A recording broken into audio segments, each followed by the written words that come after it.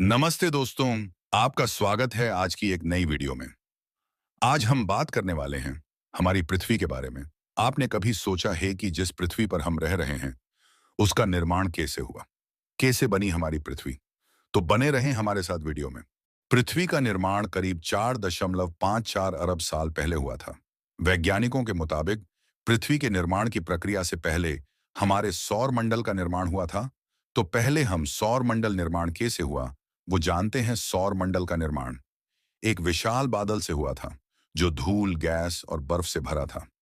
यह बादल आकाश गंगा के केंद्र का चक्कर लगा रहा था। गुरुत्वाकर्षण की वजह से बादल धीरे धीरे एक डिस्क में खिंच गया। डिस्क के केंद्र में सूर्य बन गया और बाहरी हिस्से में ग्रह और अन्य खगोलीय पिंड बनने लगे। धूल और गैस के कण एक दूसरे से टकराकर बड़े बड़े पिंड बनाने लगे। इन पिंडों के बीच लगातार टकराव होते रहे और इस तरह पृथ्वी का आकार बढ़ता गया। पृथ्वी के निर्माण के बाद एक विशाल पिंड पृथ्वी से टकराया और इस टक्कर से चंद्रमा का निर्माण हुआ। पृथ्वी के इतिहास का पहला युग हेडियन हेडियन कहलाता है। इस युग की शुरुआत पृथ्वी के निर्माण के साथ हुई थी। आर्कियन युग के शुरू होने तक पृथ्वी काफी ठंडी हो चुकी थी। पृथ्वी पर जीवन की शुरुआत करीब 3.5 अरब साल पहले हुई थी। पहले महासागरों में बैक्टीरिया जैसे सरल जीवन रूप दिखाई दिए। ये जीव पानी में रहने और बढ़ने में सक्षम थे।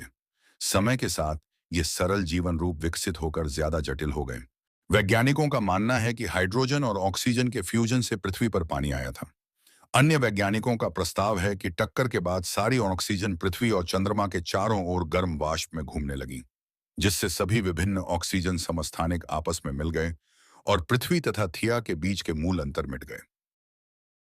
ऑक्सीजन और पानी से ही हमारी पृथ्वी पर जीवन शक्य हुआ। इस तरह से हमारी पृथ्वी का निर्माण हुआ।